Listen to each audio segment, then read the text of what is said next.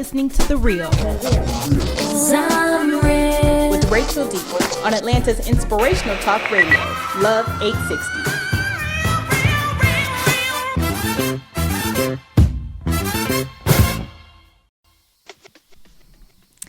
Hey everybody, and welcome to The Real with Rachel D. Thank you guys for joining us again this Friday on Love 860, and I am being joined with my homegirl, Miss BJ. Hello. So welcome back, by the way. Thank you. So guys, you've tuned in so we could talk about some celebrity news, some craziest stories that I found on social media, and of course, I'm going to give you a list of things to get into in the city of Atlanta for the weekend. So, just getting right into it. So, BJ, did you hear about this feud between Nicki Minaj and Teen Mom's Fair Abraham? I heard like little inklings of it, yes. So apparently, Nicki Minaj was watching old episodes of Teen Mom from like years ago, and Fair Abraham has been a very controversial character. Yes. Because she's very mouthy, very disrespectful, and of course she went into the porn industry and just a horrible influence. Going in the super duper wrong direction. Absolutely. And so Nikki was, I guess, I'm not sure why she was watching old episodes of Teen Mom, but okay. So she was catching up and she saw an episode where Farrah was cussing out her mother. Right. Now, I wish I actually had the audio for this, but it was bad. Like when I listened to it, her mother was babysitting her daughter and she was telling her, you basically have the privilege to look after my kid, and a whole bunch of disrespectful things. So Nikki decided to tweet her and to basically call her out on being disrespectful, calling her the C word that rhymes with aunt. And her and Farrah were just going back and forth. All over Twitter. Nikki said what she had to say, and apparently, Farrah saw it, or her friend said, girl, Nicki Minaj is tweeting about you. And they just started going back and forth because Farrah did say, for someone, blaming me for actually going into the adult film industry, your music videos look like porn. And then it just kicked off from there, back and forth. Which is true. It's true. It is definitely true. But, I don't know. The feud was very interesting. In fact, other celebrities like John Legend's wife, Chrissy Teigen, was weighing in. Yeah. And so I just wonder with certain things like this, it's like, do you think there's like a method to the madness? Like, why would somebody who's on the level of Nicki Minaj even, stoop down to this level to call her out? Maybe, she felt obligated, to sometimes you just voice your opinion and you don't expect someone to clap back, but maybe Farrah thinks she's on Nicki's level to clap back. So but you know what though, crazy. She kind of had the last clap back. Yeah. The final thing she said, she told Nicki to worry about her rapist brother, and she did go there. So, but then what got me, she said her daughter loves Nicki Minaj and watches her videos all the time, and now she's banned her daughter from watching. Why is your 6-year-old daughter watching Nicki Minaj? Come on. Well, you know what? Your 6-year-old daughter's mother does porn. Yeah. So I just don't see too much values and morals going on. What happened to Sesame Street? SpongeBob SquarePants instead of Nicki Minaj fake pants. Girl, that's so overrated. Anyways, let's talk about something positive real quick. Okay. So the Golden Globes was this past weekend. Yes. And Taraji P. Henson won Best Actress in a Drama Series. She was off the chain with her acceptance speech. Yes. And I love the fact that Taraji Take These Cookies Henson was actually passing out cookies on her way to the stage. Did you see that? I did. Oh, my goodness. And I really like... she was excited. I was happy for her. And, because, the last time I saw her at an award ceremony, it was when Viola showed so much support. So it was glad to see her in the spotlight. So it was. And she was, you could tell she was a little inebriated. Yeah. Because I hear at the Golden Globes, it's like a sit-down dinner. So there's alcohol the whole time. Oh, yeah. So she was very kind of... loose with it. Very loose with it. But it was typical Taraji, and it was funny. And she was realistic. She wanted her time to say her thank yous. And, I'm very happy for her. I feel like black women are kicking butt. Yes. So bad. Cookie got it, child. She did. So congratulations to Taraji P. Henson. And apparently there's something up for sale.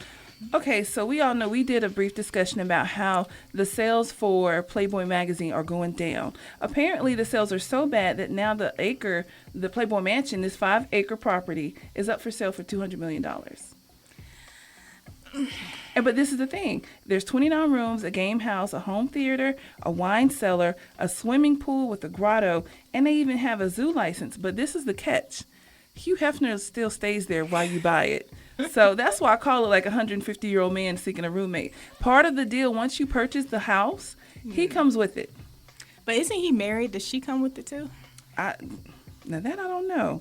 Because, I mean, it's kind of like, I mean, do you have to feed him or wheel him around? I'm just curious. If I'm paying $200 million, this is my house. I don't know about the zoo license, though. And what if he wants the master bedroom? It's like, seriously, though? No. You still get the master bedroom? See, and I've never heard of this situation. It's kind of ghetto for Playboy. That's I'm going to sell you the house, but my family go live in the back. I mean, what kind of $200 duplex do they have? Exactly. Come on. And also, to be quite honest, with Playboy Mansion history, like, don't take a black light to that place. No. Like, if you're going to buy it to demolish it and then build it up clean. Child, I would go in there with some holy water and cleanse it, knock it down, and probably open me up a couple Walmart. So, not enough holy water in the world. All right, so let's move on. So, you guys remember we talked last week about Tyga. He was in the news again because a 14-year-old model, it's apparently rumors that she was being harassed. People are trying to say that she was messing with Tyga, and she went on TMZ and did a press conference with her celebrity lawyer and these fake tears and everything. And of course, people attack Tyga because that's what we tend to do, just to find out that she actually has texted another rapper. Yes. And said that she was 18, but she's really 14. And that's what I don't get. This guy was named Bobo Norco. I have no idea. I don't know if he's American, Brazilian, from Mars. But anyway, she hit him up talking about, I noticed you. I think you're cute. What can I do to get your attention? Oh, and by the way, I graduate soon and I'm 18. Well, he, I guess, looked at her pictures and was like, you're not 18. And what he did, he kept a screenshot, I guess, just in case it comes back on him. And that's the proof right there that she's going around lying about her age. Yeah. So. And she doesn't look 14. Not she at all. She does not. And what's going on? What happened to kids looking like kids? I'm talking about these 14-year-olds who are looking like they 32 with student loans to pay. I don't know. I mean, we'll just let a kid be a kid. And what are the parents not saying? I mean, you see your kid every day leaving the house with more makeup on than you do, and you're not saying anything. I don't know, but that's actually a really, really good point. That's why I am super happy with our guest. We're going to bring him on after this quick musical break because I love to get legal advice, and he's a parent. Because my mom, she always used to do this thing about covering up my midriff. And I'm, I was a lot skinnier, but I'm slender and I have a nice body. And I used to always be like, why I got to cover up? Don't make me cover it up. But I get it. So I really dress conservative naturally. I can't help it. Yeah. But then when I see girls like with their butt hanging out, it makes me feel so uncomfortable to look at it. I mean, it's unfortunate because they don't know the image they're putting out. When my age, when I was going to school, I was dressing like Celia off Color Purple. We covered up everything. But now they out here like auditioning for music videos. Exactly. And I think also my mom got like, I'm 6 foot tall. I've been tall forever. So I would look older based off of my height. So she didn't want me to look older. She Exactly. didn't. And so there's some parents who don't care. They just want their child to be happy or whatever. Anyway, so she's been caught. She's been a fraud. And unfortunately, homie, if you were trying to do a modeling career, I don't think anybody will take you seriously at this point anymore. Right. Molly, instead of Molly the model, because I think that's what she's known on Instagram, she's Molly the liar. So you need to look out because that's just a case waiting. She's looking for a come up. And I think her parents are too. So of course they are. Did you see that press conference with those fake tears, girl? Child. Anyways, guys, you're listening to The Real with Rachel D. And I just want to give you guys a quick reminder to go on social media and show us some supports. We're on Facebook, Instagram, SoundCloud, YouTube, and Twitter at The Real with Rachel D. Coming up, we have Travis Scott, Antidote. Everybody, welcome our guest. He is a candidate for the Clayton County District Attorney, Mr. Jason Green. Welcome to the show. Hello. Thank you for having me. How are you doing? I am doing great. I am here with you all, and I'm already enjoying the show. Oh, absolutely. Thank you. We love having legal professional people here. Yes. We do. We have so many questions. I swear we would probably be like investigative reporters if we could. I know that's right. I would. I got 8,000 questions. So does my family. I can't go to a cookout, barbecue. I can't eat my ribs without somebody. So let me ask you a question. Well, that's what happens when you want to be a super attorney. Speaking of a district attorney, can you explain what that is? I'm glad you asked that. The district attorney doesn't get a lot of attention until people are dealing with them. And the reality of the matter is, and this isn't said from any sense of ego or anything, it is the most powerful position in the criminal judicial system. I think we've seen examples of it from all over the country, because what people don't realize is that the DA, without the review of a judge, jury, anybody, can, with the stroke of their pen, have somebody with a badge and a gun all DAs have their own, basically, mini police force in terms of investigators who have full arrest powers and fleets of cars, and they can go out and arrest you.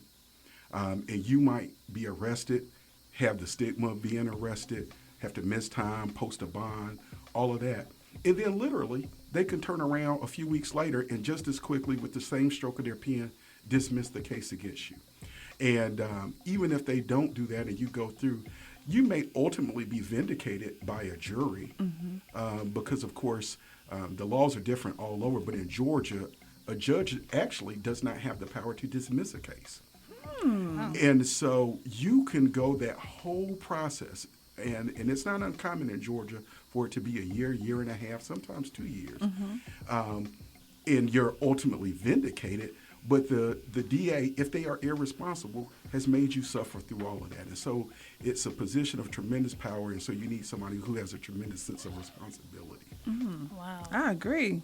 I always wondered, because, you guys can change people's lives. Yeah. Like, does that ever, sit with you personally? You ever walk away from a case and it's like, you might have sentenced somebody to, a good amount of years of jail and they had a family and stuff. Does that ever bother you, or is it kind of like work is work? Well, here's the ironic thing.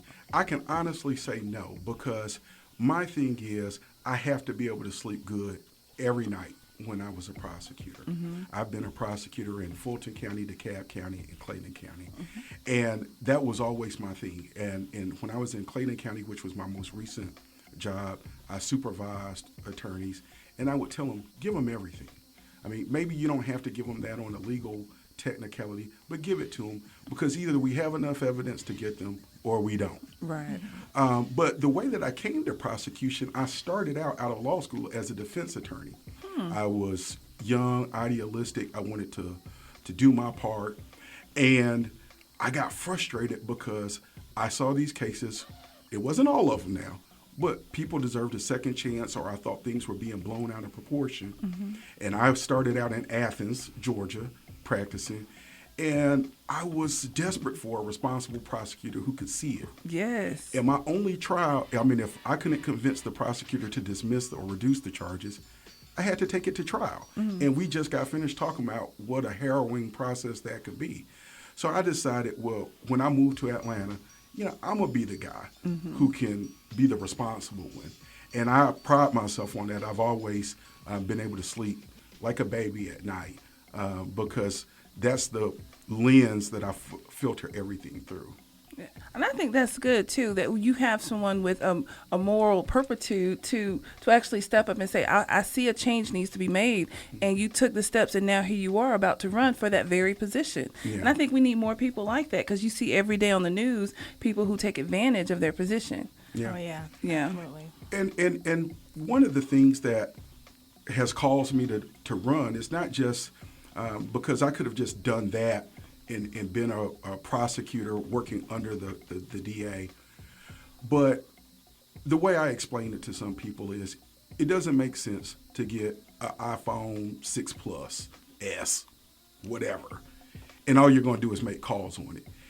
There's all these other rich features that you can use. And the DA's office is so powerful, and there's so many things positive that can be done in the community with and through the DA's office. And right now, unfortunately, in Clayton County, it's just being used to lock people up. And that is a function of it if people deserve it. But there are so many more positive things that people can do. And that's one of the reasons that I'm running, is because I want to bring some of that positive aspect to Clayton County. Okay. Yeah. Is it, I'm probably sure I know the answer to this, but is it easier to be a defense attorney, vice prosecutor?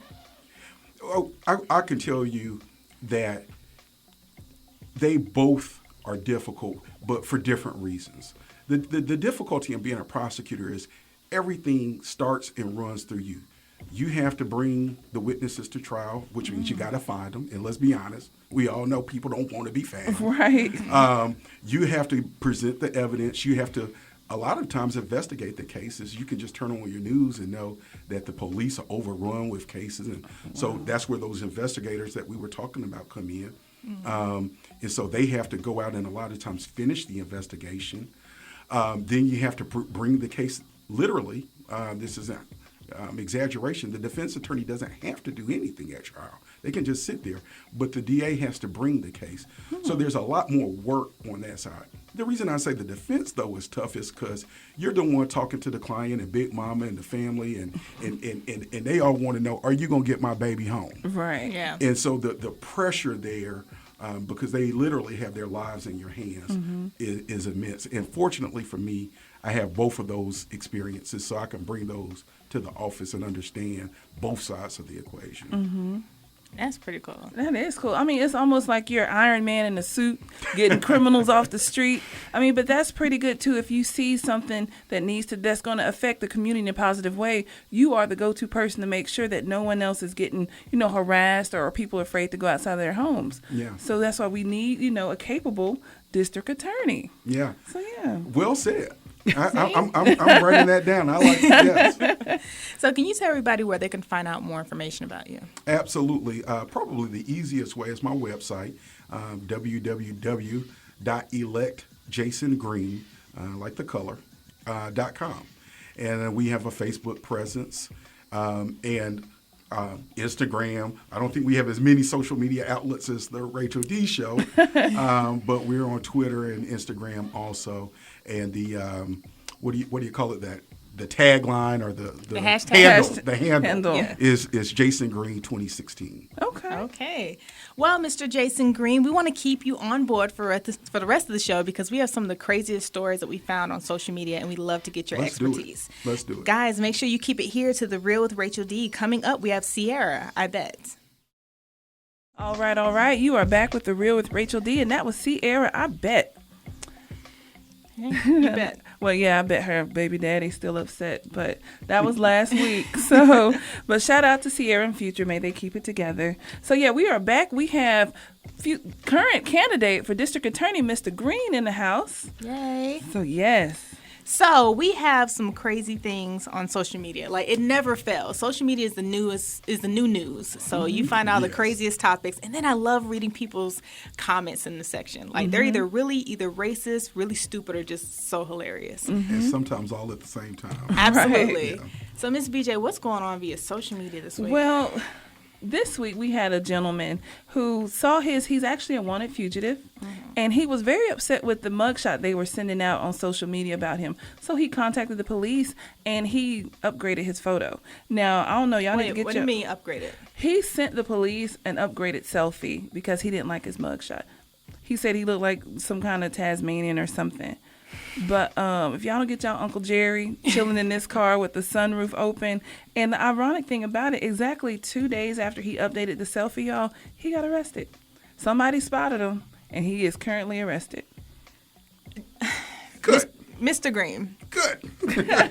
Like, I don't understand the mindset. Do you think that maybe he probably figured it would happen anyway and he was just trying to be funny? Or do you think it's something that's very kind of, I got superpowers as a felon type of thing? It does not surprise me at all because you would be surprised the number of people who are alleged to have done some criminal wrongdoing who post it on Instagram and Facebook. I can tell you, consider this a free piece of legal advice, a PSA, whatever you want. If you post it, law enforcement will see it and they will know about it, whether it's drugs, guns, gang signs, you name it. So it doesn't surprise me at all that if you will post your criminal wrongdoing on the internet for everybody to see, that you would post your upgraded mugshot. Isn't that crazy? That is. And, people have been taking social media so far. Like, I've read stories where people have killed somebody and posted it on social media. And it's like, what is it? Like, I understand because I sometimes use social media as my little private journal, which I bought a journal to actually try to put my feelings there instead of online. So I understand people really putting things out there. But it's like, what part of that made sense to you? Like, I know he was being smart alecky, like he was running against the law, but like you basically revealed your location, what you wore that day. And so now what? Now you're looking extra foolish in jail. Good people, there is something, especially if you take a selfie, called metadata. And all of the photos record your GPS location at the time that you were taking it. So if you post that without having stripped that data, we can pull it up easily. There are iPhone apps for free that will tell you exactly where the person was when they took the picture. So I didn't know that. That's interesting. Because, you'll see folks on there posing like they say, girl, I'm at the Great Wall of China, and you're really in front of Bojangles. Because I was curious about that, because that little tag of location. That makes sense, Mr. Green. Mm-hmm. That makes a lot of sense. That's how Facebook, when you post it, knows where the picture was taken. See? Okay, I like that. Well, see, but like he's right. You'll see people who will wear stolen tennis shoes. As soon as they steal them off of your feet, they put them in and they pose on Facebook with them, and then wonder where they got caught. Exactly. Or the people who will steal iPhones and iPads and then take pictures of themselves. And it's like, I don't even think you need extra data for that. Like, that person has Find My Phone where they can log in from, like, a different location. Right. Like, you're not even smart enough to clear off the database or whatever. And now it's in the cloud. So, I mean, if you use their stolen device, they can probably access it from whatever their cloud service is and see where you are, who you've been with, and what you're doing. Exactly. Absolutely. That is crazy. What else is going on, BJ? Well, we got this, actually something local here in Morrow, Georgia. Pimping ain't easy, apparently, because 4 people have been accused of running a prostitution ring in Clayton County Hotel. Yeah. It cannot get more disturbing, because what's sad about it is that there was a juvenile young lady involved. But the good thing is the people who were caught up in it are arrested and were actually charged with child trafficking and a whole slew of other charges. But this is something you hear about on TV or Lifetime. But then when you see it right in your own backyard, you're wondering, how can this happen? Exactly. Yeah, I mean, it's really, really crazy, because these are young people involved, teenagers. Wait, so the people who were making the girl do the prostitution were teenagers? They were teenagers, 19 years old, 18 years old, and 21 years old. So. You see, if we could beat our kids without any repercussions, this probably wouldn't happen. Right. Like, there's something wrong with a teenager doing something like that, or taking advantage of somebody, or even getting involved in something like that. So, it's really nothing light about that, and it's disturbing, and it actually ties into the segment that we were just talking about, because so much of this stuff now is done through the internet, and these predators, which is what they are finding them through Craigslist. I won't call out the pages, because I certainly don't want to send anybody with ill intentions to those websites, but they're all over there, and a lot of this stuff is set up now through the internet. Mm-hmm. And it's so easy. Like, I feel really bad for the victim, because these people are teenagers. Like, they look trustworthy. Mm-hmm. Like, it's not like a 65-year-old man with a white van with free candy on the side of it, where it's like, okay, don't trust them. But it's like somebody that you would hang out with that just manipulated you and abused you so. And why do you think Clayton County? Because I kind of thought, would it be in the airport being in Clayton County or being near it, and it being the biggest airport in the world, and they say it's big with trafficking and everything? That's probably why that happened. Well, I can tell you in all sincerity that while it is happening in Clayton County, it is happening everywhere. And as a matter of fact, Clayton County has seen a significant drop in it, because the police department and the sheriff's department have been very aggressive, and that's how they got these people. But I can tell you, because as I mentioned in your previous segment, I worked in Fulton and DeKalb counties. It's much more prevalent there. And so while it's disturbing anywhere, I mean, it doesn't make it okay that it happened over one county line or the other. For me as a Clayton County resident and running for office there, I am happy to report that relatively speaking, it's lower than Fulton and DeKalb counties there. Yeah, that's good. Yeah. All right, so we're going to switch gears and bring you on to some celebrity news that we talked about earlier. So, which should I go for first? Are you interested in possibly being roommates with Hugh Hefner? No, thank you. Matter of fact, even if he lets you, share his robe and everything? No. I mean, that whole notion is crazy. Like, Hugh Hefner writing his name on the orange juice, like, don't drink my juice. Right. The whole notion is crazy. But I actually saw something. I can't remember those ladies' names, but you'll remember that there were some women who had a reality show where they were living there. Yes, the girls next door. Okay. Holly Madison, Bridget Markowitz, and Kendra Wilkerson.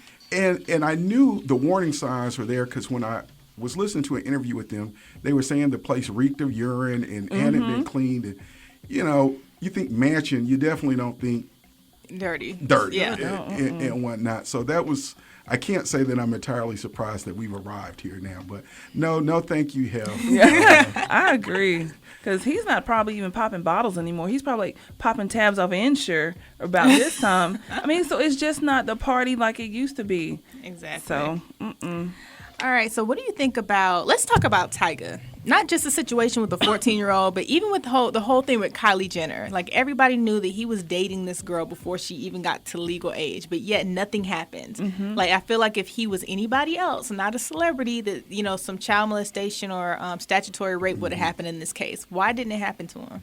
Or what do you think? You just took told the reason. It's because of his celebrity and the newsworthiness of it, and both sides. I mean, him as a celebrity, but of course the Kardashians are a brand, and so it just was not going to happen. But that's one of the things, and I don't want to kill the lightness of the segment, but young people, regular young people who do not have a multi-million-dollar entertainment career, sometimes don't understand that what is normal youthful exploration can be subject to criminal sanctions, and that they have to be very careful. And one of the things that I look forward to doing with my election is really educating them on some of that, because whether it's actual contact or sexting or all of these kind of things, it can leave them in a precarious position. But for the two in question, there's no doubt it was because of their influence and name and status. Oh, yeah. Absolutely. So I don't think that they're going to last because she's 18. She's going to have tons of boyfriends. So. Right. I mean, he needs to move on. He has a child he needs to raise, and he still has bills that he needs to pay. The saddest thing for me when it comes to him, he's allowing his reputation to be ruined. Yeah. They're calling him a child molester. If you talk to a 14-year-old, they're automatically assuming the worst. Like, you allowed yourself to go through this for this woman who's going to be bored with you in about 5 minutes and then go about her life, and then we're going to be like, Tyga who? Like, I barely know him for his music anymore. Right. So as adults, it's like you need to wisen up. Like, I understand people feel like love is love or whatever you think it is, but he's her accessory. Yeah. Absolutely. And he will be, I don't even give it to the end of the year. Springtime. Yes, absolutely. All right, guys, so you're listening to The Real with Rachel D. Another quick reminder to go on social media and to support us, because we actually have some tickets that we're going to be giving away very soon, so you have to look out for them on our Facebook, Instagram, Twitter, YouTube, and SoundCloud. We're in studio with Mr. Jason Green and Miss BJ, and, of course, myself. So coming up, we have India Irie, Just Do You. Keep it here. All right, you guys. That was India Ari with Just Do You, which is some great words of advice. And we are back, The Real with Rachel D, here joined with Mr. Jason Green, myself, Miss BJ, and Miss Rachel D. Hey, guys. So thank you guys for staying with us. We're about to wrap up. But before, Miss BJ, what is the hashtag of the week? This is Miss BJ from The Real with Rachel D, and it is time for the hashtag of the week. Well, you guys, my hashtag of the week is hashtag lean beef. Because I'm just going to be honest, this beef between Nicki Minaj and Farrah Abraham, it ain't going nowhere. Lean beef is when you just got Twitter fingers and you ain't about that life. So I'm just going to put it out there. Lean beef. And a lot of us have lean beef. You get mad because the girl to give you ketchup in the window, but you ain't going to do nothing about it but eat them dry fries and keep on driving. So I'm just saying that if it's really not worth it, just let it be lean beef and keep it moving. So, hashtag lean beef. Lean beef. That's original. Okay. Yeah. I mean, we all have it sometimes. You know, your food's not that good. You kind of getting into it with the waitress, but it's not that deep. So I'm just going. Or, when you're hosting a radio show and then there's other people in a different radio suite that's really loud. Right. So, some lean beef. Okay. So hashtag lean beef. Try to remember that. So, guys, it's Martin Luther King weekend coming up. Yay. So what are the plans? It's a 3-day holiday. You guys have anything special going on? Well, I know that in Clayton County there are 3 events that I plan on attending. There's a prayer breakfast on Saturday. that's always well attended. It's at the Morrow Center. Sunday morning, I will find myself at the ecumenical service at Andrews Chapel Church. And then Monday, please come out and join us. There's a parade in downtown Jonesboro, and I will be in it. So, oh, nice. I would love to see you all. Of course, that's an invitation to you guys, too. And it'll be fun. All right. That sounds awesome. That does sound fun. Miss BJ, what you got going on? I was going to, in the spirit of MLK Day, probably watch some Selma and catch up on some things and educate myself and just remember this long journey we have come on, and we are still striving, and I'm still standing, and I'm still strong. Wow. So you're really going to sleep half the day, aren't you? Well, you know what? There is laundry to be done and dishes to be washed. But I do want to attend. I did hear about the parade in Jonesboro, so I think I will go to the parade. It's supposed to be really nice that day, too. Okay. So, yeah. I might come on out in support, of course. So that's Monday. But guys, if you don't have anything to do, there is an MLK run/walk on January 16th, where it's a drummer's line of the course of the MLK Day 5K drum run, which is basically you'll be running along with the marching band. How cool is that? Yes, and that's going to be at Piedmont Park. Like Rocky with your theme music. I love that. I do actually listen to that song when I'm ready to like cross that finish line while I'm working out. But besides that, there's a list of tons of things to do for MLK Day. So there's an MLK Day March and Rally, and that's going to begin on Peachtree and Baker Street. Basically, I feel like every street in Atlanta is going to have some type of walk, rally, run. So you guys cannot, fail with this. There's also an MLK Museum Day. There's free admissions to the Atlanta History Center and Centennial Olympic Games Museum, including the Margaret Mitchell House and the who, of course, is from Gone with the Wind, in honor of MLK Day. So that is free, and you guys can find out more information about all of these events on event12.com. But in case you want to do something else towards the evening on Saturday, there is a wine party, and it's an Atlanta wine party that offers 50 wines to taste with live music, a DJ, and food for sale at Opera Nightclub in downtown Atlanta. 50 wines? Yes. Wow. So that's going on. Like I said, you guys can find more information about these events on event12.com. It's time to wrap up the show. Yay. BJ, I'm so happy to have you back in studio. I know. I'm excited to be here. No more vacation days for you. Not in January. And Mr. Green, thank you so much for joining us. Thank you all for having me. And for educating us. I hope that you do come back, because I really do want to talk more about like the craziest cases. I feel like we didn't get a chance to talk about that, but I want to know, like I love hearing it from your perspective of just the craziest things you've dealt with or people you've dealt with in cases. So we would love to have you back. That's my retirement plan. I'm going to write a book or a movie script about all the crazy things that happen around the courthouse. Well, if you need a production company, we got somebody right there for you. But can you tell everybody one more time where they can find out more information? Absolutely. The website is www.electjasongreen.com. And you can also find me on Facebook, Twitter, Instagram, and YouTube with the handle Jason Green 2016. Well, thank you so much for being a guest, and good luck. Thank you. BJ, any last words? You guys watch out for that lean beef this weekend. Just let it go. In the spirit of Dr. King, we will. Dr. King was against any beef. Any beef. So lean beef. Go on a diet. Be beef free. All right, guys, this is The Real with Rachel D. Make sure you go on social media, support us on Facebook, Instagram, Twitter, SoundCloud, and YouTube. For our special guest, Mr. Jason Green, my super fabulous co-host, Miss BJ, and, of course, me, Miss Rachel D. We will leave you guys with Lauryn Hill featuring D'Angelo, Nothing Even Matters, and we'll see y'all next week.